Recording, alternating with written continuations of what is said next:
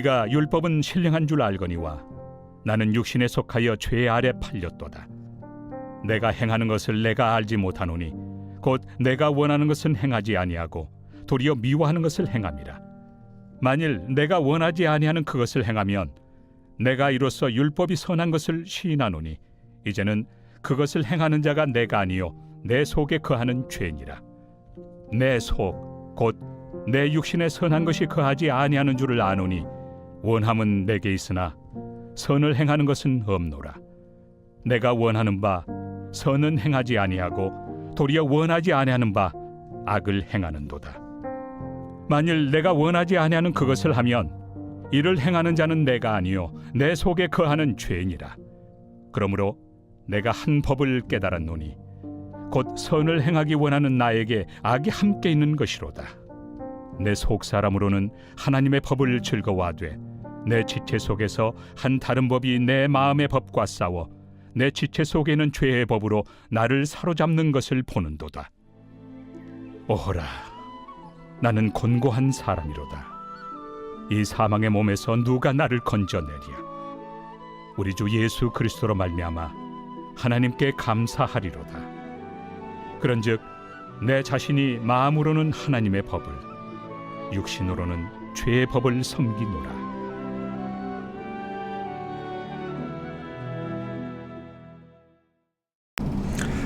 지난 주일에 저는 두 종류의 시험을 말씀드렸죠. 하나는 시련으로서의 시험이고 또 하나는 유혹으로서의 시험, 죄의 유혹으로서의 시험, 이 두 가지가 있다고 말씀드렸습니다. 지금까지는 시련에 관한 이야기를 했죠. 근데 오늘은 바로 이제 두 번째 시험의 종류, 유혹의 시험입니다. 죄의 유혹에 관한 시험이죠.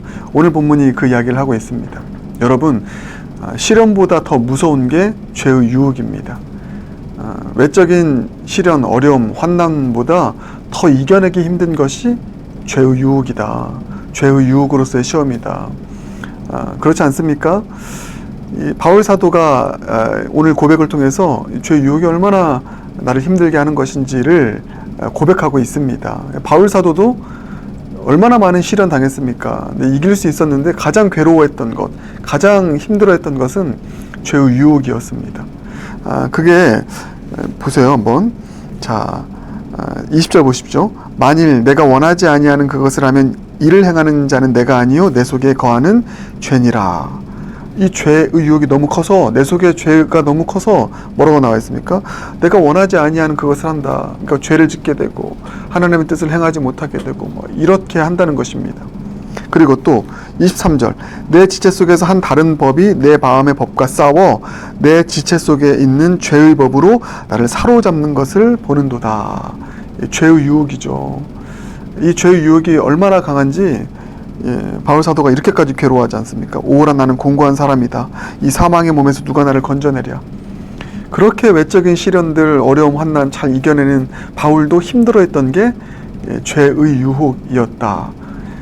여러분, 우리도 마찬가지입니다. 이 죄의 유혹 결코 참 쉬운 문제가 아닙니다.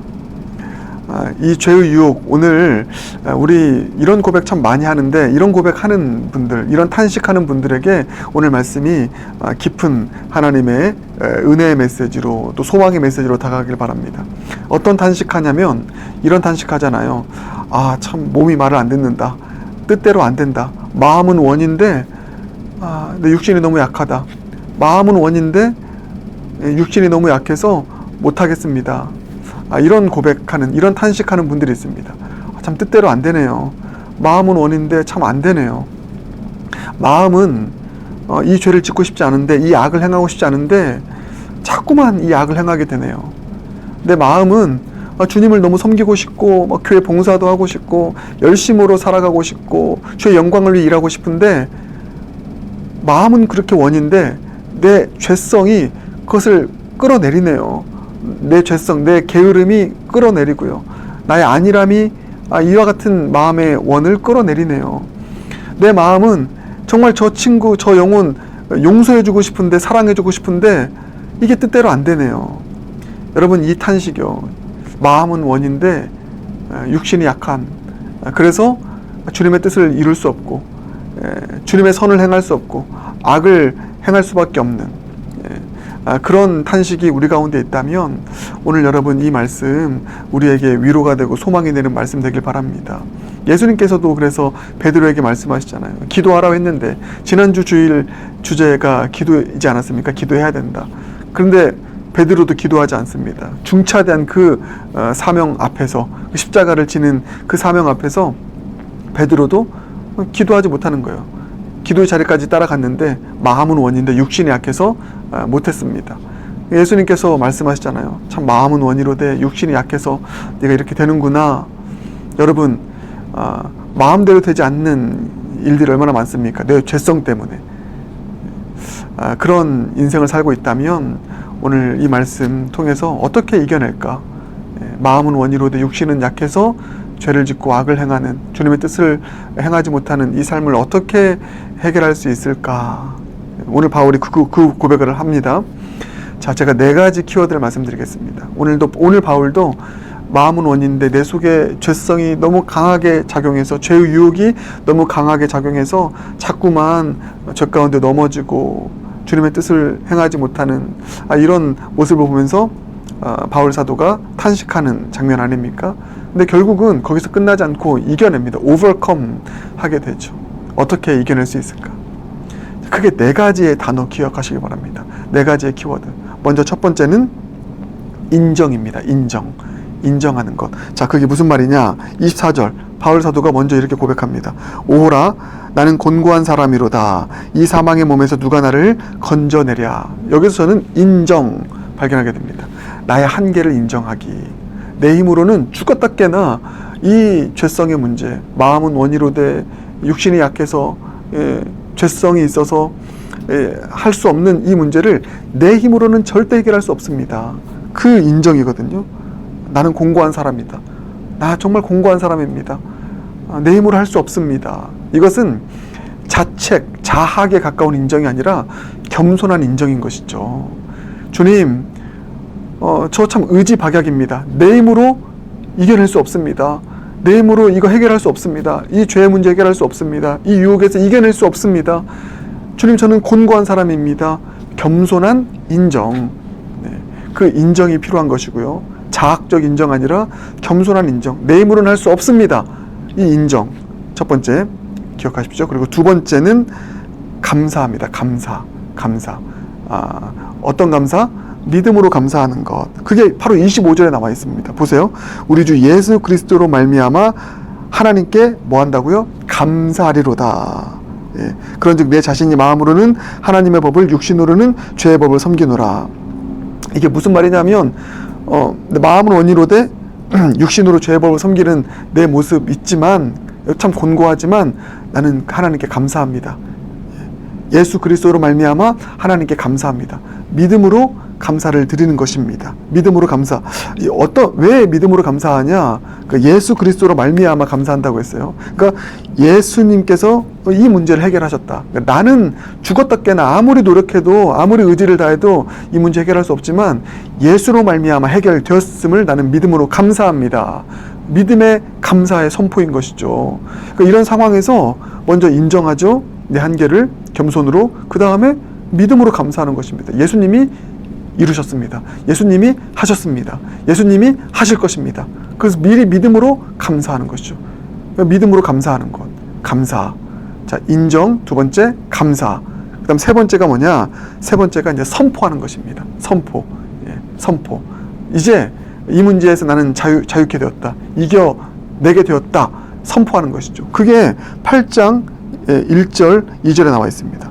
그러므로 이제 그리스도 예수 안에 있는 자에게는 결코 정죄함이 없나니, 선포하는 것이죠. 선포하는 것입니다. 결코 정죄함 없다. 이제 이 죄의 문제에서 나는 해방되었다. 선포하는 것입니다. 그리고 2절, 이는 그리스도 예수 안에 있는 생명의 성령의 법이 죄와 사망의 법에서 너를 해방하였음이라. 나를 향해서 선포하십시오. 성령께서 이 모든 문제로부터 나를 해방시켜 주셨다. 마음은 원이로되 육신이 약해서 자꾸만 죄의 유혹에 빠져 살아가는 나를 성령께서 이제 해방시켜 주셨다. 이 믿음의 선포요. 그래서 두 가지 선포가 있는 것입니다. 결코 정죄함 없다 선포하고 해방되었다 선포하는 것입니다. 성령께서 해방시켜 주셨다. 내 안에 계신 성령께서 해방시켜 주셨다. 선포하는 것. 그래서 지금까지 정리하면 인정, 감사, 선포입니다. 그리고 맨 마지막 네 번째는 의지하는 것이죠. 의지. 내 안에 계시는 성령님을 의지하는 것. 왜요? 성령께서 우리를 죄와 사망의 법에서 해방시켜 주셨으니까, 그 선포했으니까 그 일을 이루시는 분은 누굽니까? 이제 내 힘이 아닙니다. 내 안에 계신 성령께서 그 일을 이루실 것입니다. 마음은 원인데 육신도 그 일을 감당할 수 있도록, 내 삶에서 그 일을 감당할 수 있도록 성령께서 일하실 것이니까, 해방시켜 주셨으니까 이제 성령님을 의지합니다. 이렇게 고백하는 것이죠. 그리고 네 가지입니다. 인정, 겸손한 인정. 나는 안 됩니다. 그 다음 두 번째 뭐죠? 감사, 믿음으로 감사. 예수님께서 이루셨습니다. 세 번째 선포, 정죄함 없다, 해방되었다. 네 번째 의지, 성령님을 의지하는 것. 여러분, 그렇습니다. 그래서 우리 이제 이런 탄식 많이 한다고 했는데, 참 마음대로 안 되네요. 뜻대로 안 되네요. 마음은 원인데 육신이 연약해서 참 봉사도 안 되고 주님 일도 못 하겠고 이러네요. 어떻게 하죠? 자꾸만 죄에 빠지네요. 자꾸만 악을 저지르네요. 그때 뭐 하라고요? 네 가지. 인정, 감사, 선포, 의지. 다시 한번 인정, 감사, 선포, 의지. 마지막 인정, 감사, 선포, 의지. 여러분 꼭 외우시길 바랍니다. 그래서 이제는 다시는 이 탄식하지 않고 탄성을 자아내며, 야, 해방되었다. 이제는 내 마음의 소원 가지고 그 하나님의 뜻을 위해 살아가는 그런 자유자가 되었다. 탄성을 자아내는 삶을 살아가는 우리 영락의 모든 지체들 되길 주님의 이름으로 축복합니다. 기도하겠습니다.